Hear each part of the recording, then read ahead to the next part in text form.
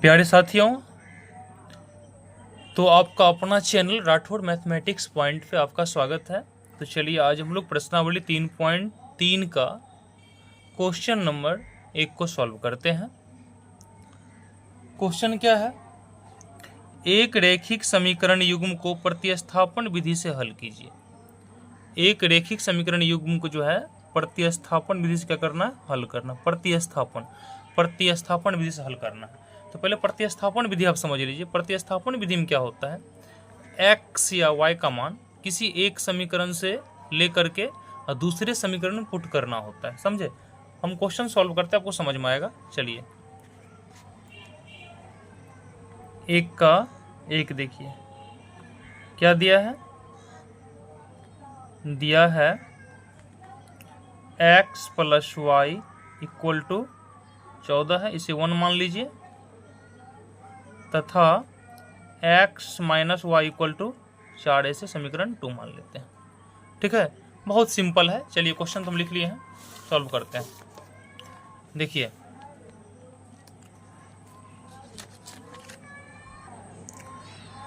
चलिए समीकरण 1 से चलते हैं। आप समीकरण 1, 2 जिससे इच्छा करे उससे चल सकते, कोई दिक्कत नहीं है। समीकरण 1 से x plus Y equal to कितना है? 14 है। तो बताइए y चाहिए x चाहिए? कुछ भी निकाल सकते हैं आप, ठीक है ना, y या x। चलिए हम यहाँ y ही निकालते हैं। तो y बराबर क्या होगा? 14 माइनस x, इसे आप 3 मान लीजिए। ठीक है। अब देखिए बाबू, समीकरण हम किससे चले हैं? समीकरण 1 से चले हैं। समीकरण 1 से y का मान निकाले हैं। समीकरण 1 से जब y का मान निकाले हैं तो y के मान को समीकरण 2 में रखना है। जिस समीकरण से x या y का मान निकालिएगा तो उसमें इनपुट करना है, दूसरे समीकरण में मान को रखना है। जैसे समीकरण 1 से y का मान निकाले हैं ना, तो समीकरण 2 में y का मान रखेंगे। ये प्रतिस्थापन विधि में यही है। मतलब अब यहाँ पे समीकरण 2 में जहाँ y दिख रहा है वहाँ पे इस y का मान हम रख देंगे। ठीक है, तो लिखेंगे समीकरण 2 में y का मान रखने पर, समीकरण 2 में y का मान रखने पर, समीकरण 2 यही है। तो x माइनस, देखिए y है ना यहाँ पे, तो यहाँ चिन्ह पहले माइनस है तो माइनस दिए, y दिख रहा है तो y का स्थान क्या रखेंगे? 14 माइनस x इक्वल टू कितना है? 4। तो 4 लिखिए। देखिए x माइनस 14, अब माइनस माइनस क्या होगा? प्लस 4 हो गया। x हो जाएगा 2x, 4 ही है जाएगा तो प्लस 14 हो जाएगा इधर। देखिए 2x इक्वल टू हो गया 14 4 18, अगले 18 हो गया। अब देखो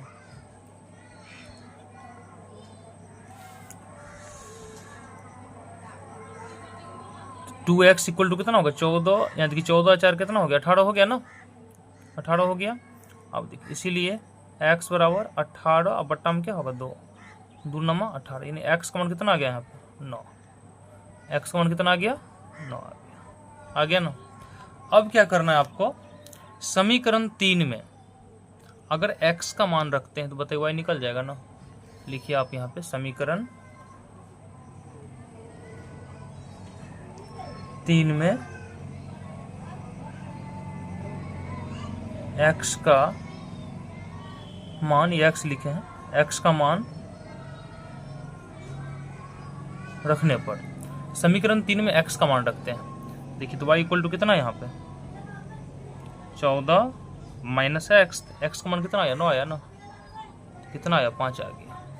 कितना आ गया? 5 आ गया ना। 14 माइनस 9 करेंगे 5 आएगा ना। तो बाबू x का मान कितना हो गया? x का मान 9 और y का मान 5। यही आपका आंसर है। समझे? तो इस तरह आप सॉल्व कर सकते हैं। देखिए यहाँ पे जैसे हम 3 में रखे, अब जो है ना यहाँ पे y का मान आप कहीं भी रख सकते। समीकरण 1 में रखिए, 2 में रखिए, 3 में रखिए, आपको आंसर जो है, यानी यहाँ पे y का मान जो है 5 ही आएगा। यहाँ पे इसलिए लिखें ताकि यहाँ देखिए y इक्वल टू है 14 माइनस एक्स, यानी x का मान यहाँ रखेंगे, y खट से निकल जाएगा, इसलिए समीकरण 3 में रख लिए। समझे? देखिए गौर से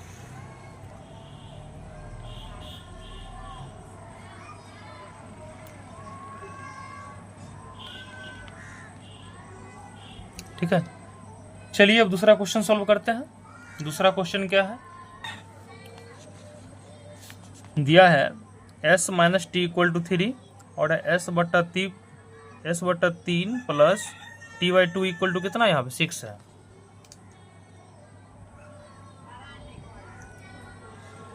देखिए दूसरा क्वेश्चन क्या है, एक का दूसरा, s minus T equal to 3 है और s बट्टा 3 plus T by 2 equal to कितना है, 6 दिया है ना, 6। इसे सॉल्व करना है। चलिए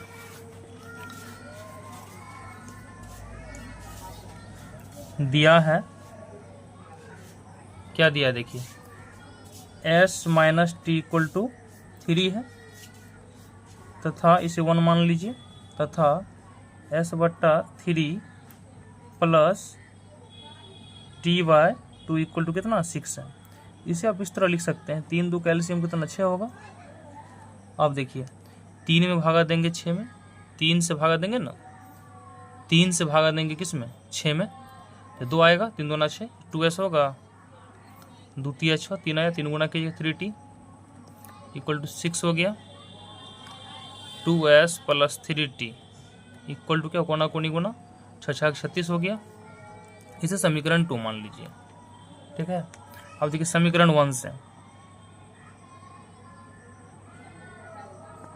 क्या है, s minus T equal to 3 है, बताइए s बराबर क्या होगा, 3 प्लस टी। अब समीकरण 2 में क्या करेंगे, s का मान रखेंगे। समीकरण 2 में s का मान रखने पर देखिए क्या है यहाँ पे 2,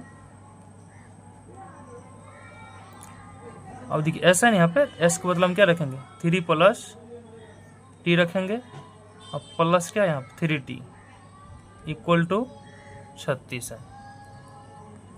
3 दूना 6, 2 को गुना कीजिए टी से तो 2t होगा, प्लस 3t इक्वल टू कितना है, 36। देखिए 3 2 5t, ये जाएगा इधर तो -6 हो जाएगा, तो 5t इक्वल टू कितना हो गया, 36 माइनस 6। अब यहाँ पर देखिए 5t इक्वल टू हो गया 36 माइनस 6 कितना आएगा, 30 आएगा ना।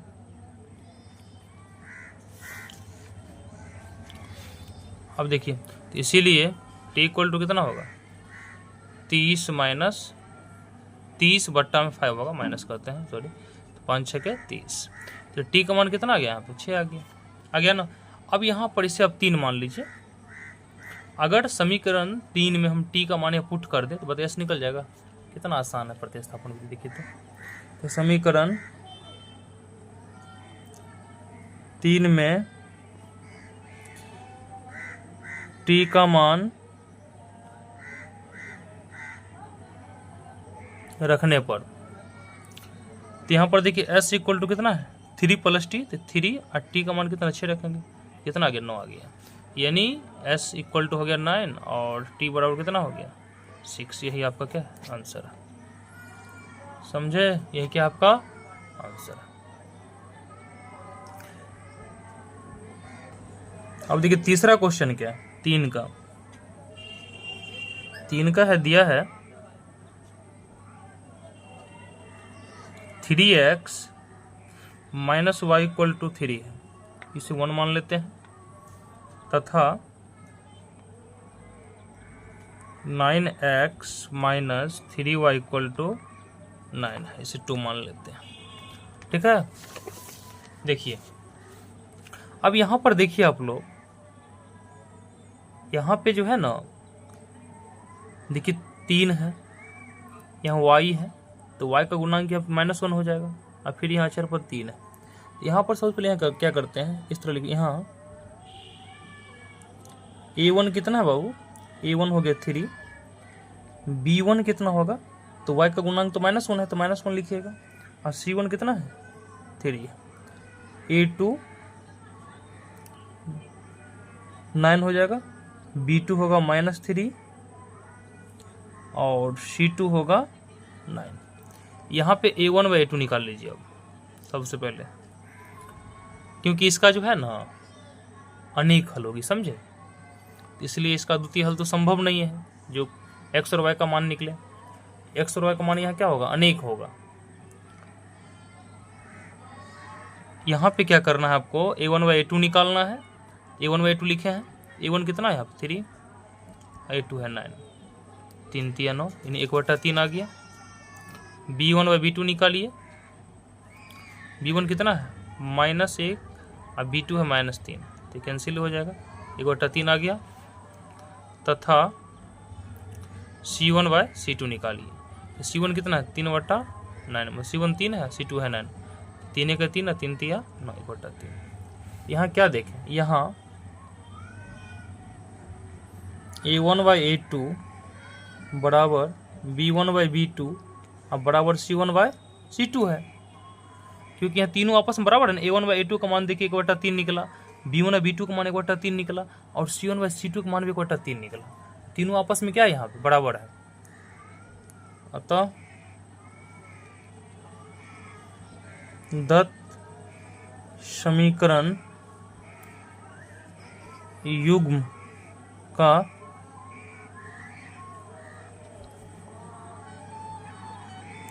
अनेक हल होगा। क्या होगा, अनेक हल होगा, समझे, क्या होगा इसका, अनेक हल होगा। इस तरह बनाना था क्वेश्चन को। अब देखिए क्वेश्चन नंबर 4 देखते हैं क्या दिया है। देखिए दिया है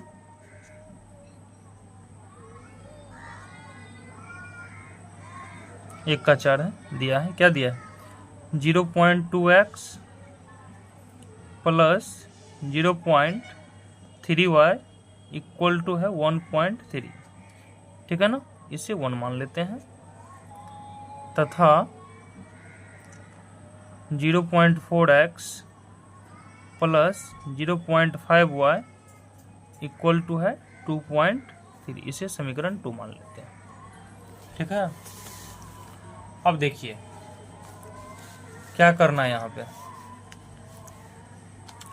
यहाँ पर देखिए पॉइंट है, तो पॉइंट को हटा भी सकते हैं। तो क्या करते हैं, पॉइंट को हटाने के लिए समीकरण 1 और 2 को दोनों ओर 10 से गुणा कर लेते हैं, तो पॉइंट खत्म हो जाएगी। चलिए दिखाते हैं कैसे करते हैं।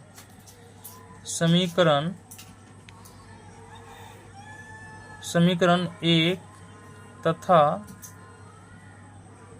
2 को दोनों ओर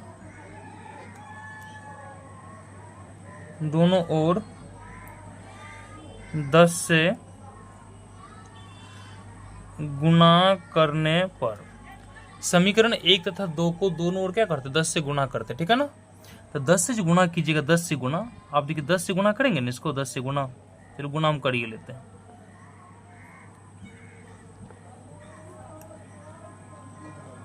देखिए दोनों साइड 10 से गुणा करेंगे, तो इसको जो गुणा कीजिएगा, देखिए अगर आप 10 को 2 से गुणा कीजिए 20 होगा। देखिए 10 गुना, यहाँ समझिए ये रफ कर रहे हैं, 10 गुना 0.2 है ना, तो 10 दूना होगा 20, लेकिन पॉइंट से पहले एक अंक है ना, तो एक अंक बाद पॉइंट पड़े तो 2n हुआ। तो 10 को जब 0.2 से गुना कीजिए तो क्या मिलेगा आपको, 2 मिलेगा। क्या मिलेगा, 2 मिलेगा, 2x हो जाएगा। अब प्लस फिर देखिए 0.3 को गुना कीजिएगा 10 से, तो यहाँ पे क्या होगा, देखिए 10 गुना 0.3, 10 या तो 30 लिखिएगा, लेकिन पॉइंट से पहले एक अंक, तो एक अंक बाद पॉइंट पड़ेगा यहाँ पे, तो 0.3 न हुआ, 0.3 करते हैं, मतलब 3 है ना बच्चा, 3 ही आएगा सिर्फ। ये क्या लिखिएगा 3y इक्वल टू 13×130, लेकिन एक अंक बाद पॉइंट दीजिएगा तो 13 ही आएगा। तो समीकरण से 3 मान लीजिए। तथा अब देखिए समीकरण 2 को गुणा करेंगे 10 से, ये 2 है ना, इसे 3 मान लिए। तो 10 इंटू क्या लिखिएगा 0.4x plus 0.5y equal to कितना है 2.3 को गुना करना है किससे, 10 से गुना कर दिया। चलिए लिखिएगा, तो ये सेम यहाँ 4x हो जाएगा, यहाँ 5y होगा, इक्वल टू कितना हो जाएगा यहाँ पे 23 हो जाएगा। गुना करके चेक कर लीजिए, इसे 4 मान लीजिए। अब आपको समीकरण 3 और 4 को सॉल्व करना है। अब 1 2 का भूल जाइए, ठीक है, 10 से गुणा करके जो है ना यहाँ पॉइंट को हटा लिए हैं। अब 3 और 4 को सॉल्व कीजिए आप। तब चलिए समीकरण 3 से चलते हैं। समीकरण 3 से 2x plus 3y equal to कितना है, 13 है। इसका मान कहीं रख दीजिए। समीकरण 4 में मान रखेंगे तो पहले 2x plus 3y equal to 13 है, तो y निकालना है, x कुछ भी निकाल सकते हैं। चलिए y निकालते हैं, तो 3y इक्वल टू होगा 13 माइनस 2x, या y इक्वल टू क्या हो गया 13 माइनस 2x, अब बट्टा में 3 आ जाएगा, आएगा ना। इसे अब समीकरण 4 में रखिए y का मान, ऐसे आप 5 मान लो। समीकरण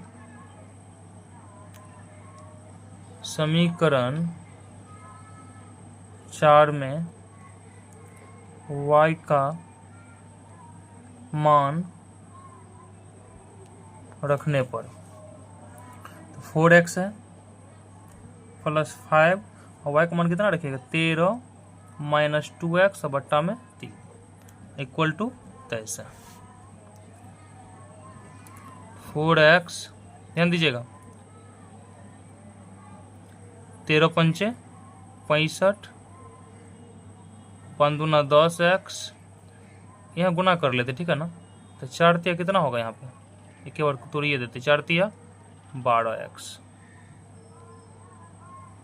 ठीक है, 4 तिया 12x हो गया। इसको तोड़ लिए इस तरह, और बट्टा में फिर 3 होगा इक्वल टू 23। अब देखिए बाबू, 12x में से 10x जाए कितना बचेगा, 2x बचेगा, प्लस 65, कोना कोनी गुना कर लें, 23 कितना होगा 69। 2x इक्वल टू कितना होगा 69, फिर माइनस होगा 65, तो 2x इक्वल टू होगा 69 माइनस 65 कितना होगा 4। इसलिए x बराबर 4/2, तो 2 दूना कितना होगा 4 हो गया। यानी x का मान कितना आ गया, x का मान आ गया 2। आ गया ना x का मान 2। देखिए वर्ष x का मान कितना आ गया यहाँ पर देखिए 2x इक्वल टू 69 माइनस जाएगा तो माइनस 65 हो जाएगा इधर, तो 69 में से 65 के 4 बचा, तो 2x इक्वल टू 4, तो x बराबर कितना होगा 4/2, तो 2 दूना 4, यानी x का मान कितना आ गया यहाँ पे 2 आ गया।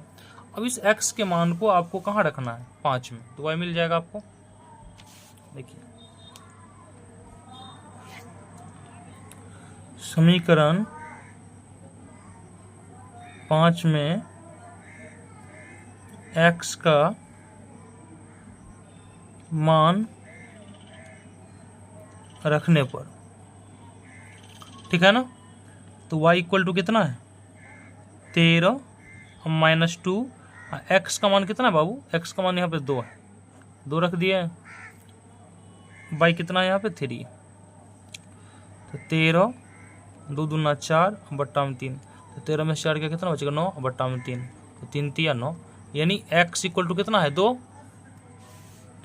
और y इक्वल टू 3। यही आपका क्या है आंसर, ये 3 निकला ना, ये आपका क्या आंसर है, समझे।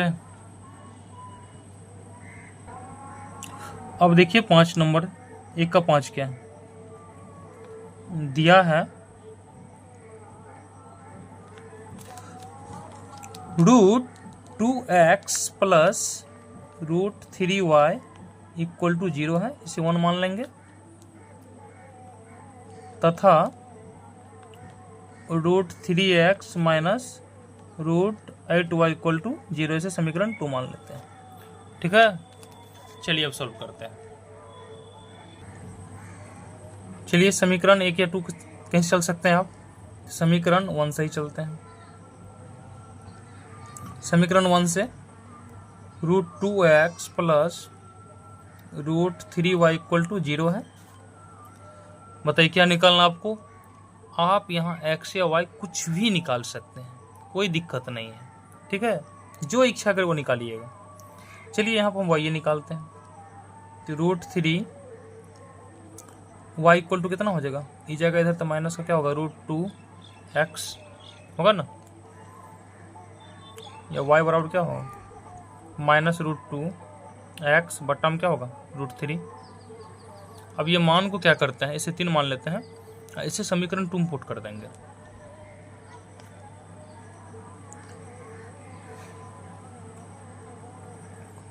समीकरण 2 में y का मान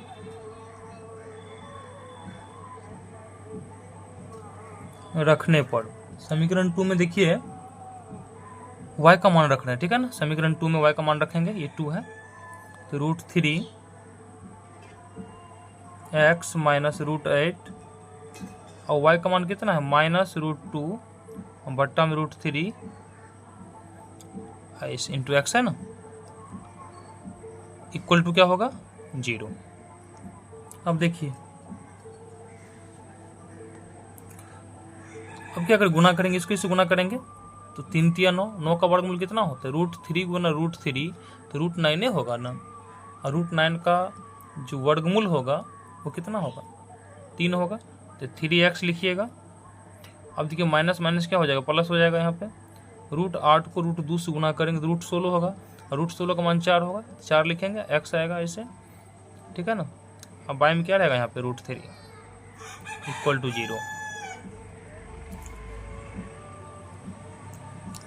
4 3 7x इक्वल टू कोना कोनी गुना हो जाएगा तो 0 होगा, x इक्वल टू क्या हो 0/7 यानी 0 आ गया, ठीक है।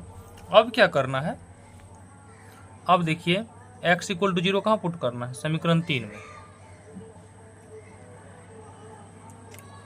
समीकरण 3 में x का मान रखने पर, तो x का मान कितना 0 आया है ना, तो y इक्वल टू कितना होगा देखिए -√2 और गुना 0 और बट्टा में कितना है √3, तो जैसे 0 से गुना होगा तो 0 मिलेगा, बाई √3 0 का भागा देंगे √3 क्या मिलेगा 0 मिलेगा, यानी यहाँ पे x का मान भी 0 निकला और y का मान भी क्या निकला 0, यही आपका आंसर है, समझे। तो यहाँ पर देखिए एक क्वेश्चन और है, 1 का 6 number,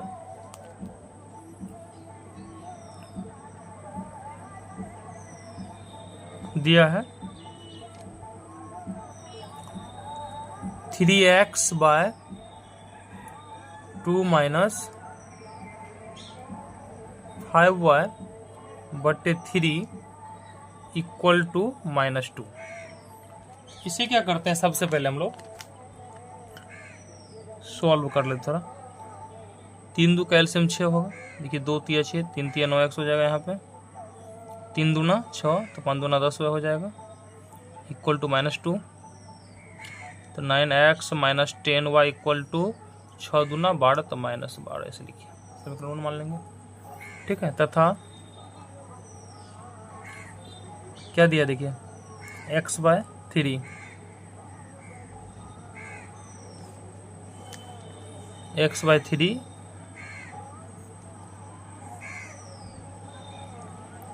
plus y/2 equal to 13/6। 3 2 का एलसीएम 6 होगा, 3 दूना तो 2x होगा, 2 तिया तो 3y इक्वल टू 13/6। देखिए यहाँ भी 6 यहाँ भी 6 6 कैंसिल हो गया ऐसे, तो 2x plus 3y equal to कितना हो गया 13, इसे समीकरण 2 मान लीजिए, ठीक है। चलिए अब समीकरण 2 से चलना है, 2 से चलिए, 1 से चलना 1 से चलिए, कोई दिक्कत नहीं है, तो चलिए समीकरण 1 से ही चलते हैं, या 2 से चलिए कोई दिक्कत नहीं है, कोई दिक्कत नहीं, जहाँ से आपको इच्छा करे वहाँ से आप x या y का मान लेकर के, अगर 2 से निकालिएगा तो 1 में रखना, 1 से निकालिएगा तो 2 में रखना, x का मान निकालना हो या y का मान निकालना हो कोई दिक्कत नहीं है। समीकरण 1 से चलते हैं, 1 से 9x minus 10y equal to कितना -12 है।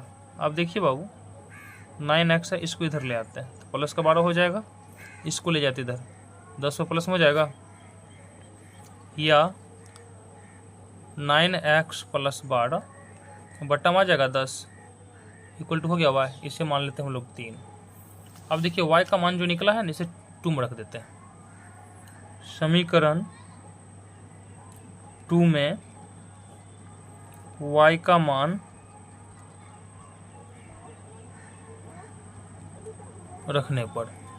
ठीक है, तो समीकरण 2 में क्या करते हैं, y का मान रखते हैं। 2 यही है, देखिए क्या है यहाँ पे 2x प्लस 3 y है ना, तो y का स्थान क्या रखेंगे 9x प्लस 12 बट्टा में 10 इक्वल टू कितना होगा 13। लिखिएगा ऐसे, देखिए अब देखिए सॉल्व भी करते जाते हैं। 10 दूना कितना होगा 20x, 9 तिया 27x, 12 तिया 36 बट्टा में 10 इक्वल टू 13। 27 से 20 होगा 47x प्लस 36 इक्वल टू 13 को गुना कीजिएगा 10 से तो कितना होगा 130 होगा। यह 47x इक्वल टू क्या होगा 130 और माइनस 36, यानी 47x बराबर हो जाएगा कितना, घटाइएगा ना 130 में से 36 कितना बचेगा, तो 10 में से 6 गया 4 और 12 में से 3 गया 9 94। तो इसीलिए x इक्वल टू 94 और बट्टा में 47, तो 47 दूना 94, यानी x का मान कितना आ गया 2, x का मान आ गया यहाँ पे 2। अब देखिए यदि समीकरण 3 में x का मान रखेंगे तो y मिल जाएगा, बिल्कुल मिलेगा। देखिए आप कहीं भी रख सकते हैं, ये जरूरी नहीं 3 में रखना है, 1 में रखिए 2 में रखिए, जहाँ इच्छा करे वहाँ रख सकते हैं, लेकिन थोड़ा 3 में क्या आसान है कि यहाँ x रखेंगे यहाँ डायरेक्ट y मिलेगा। ठीक है ना, तो समीकरण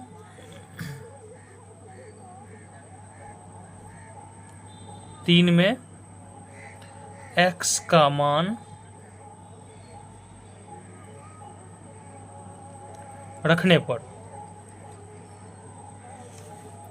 लिखें, समीकरण 3 में x का मान रखने पर। समीकरण 3 देखिए क्या है यहाँ पे, y इक्वल टू है 9x प्लस 12 बटा 10 है ना, y इक्वल टू क्या है 9x प्लस 12 बटा 10। देखिए 9 x का स्थान पर क्या रखिएगा 2 रखेंगे और प्लस 12 और बट्टा में 10।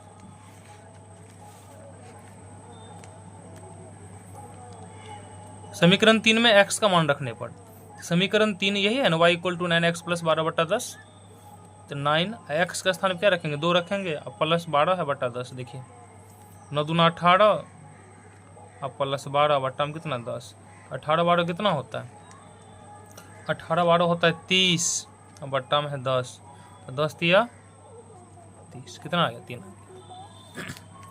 यानी यहाँ पे x इक्वल टू कितना आया 2 और y इक्वल टू 3, यही आपका क्या है हल है समीकरण युग्म का। समझे, मैं उम्मीद करता हूं कि आपको जरूर यह क्वेश्चन का सॉल्यूशन जो है समझ में आया होगा। यदि आप क्वेश्चन के सॉल्यूशन से संतुष्ट हैं तो जरूर आप लाइक कीजिएगा, चैनल पर पहले बार आए हैं तो जरूर आप सब्सक्राइब कर लीजिएगा ताकि हर नई वीडियो का नोटिफिकेशन आपको समय समय पर मिले। अगर आपको इस क्वेश्चन को समझने में कहीं से कतई से कोई दिक्कत हो तो ज़रूर आप कमेंट के माध्यम से बताने का प्रयास कीजिएगा ताकि मैं उस कमियों को दूर करने का प्रयास करूँगा। धन्यवाद।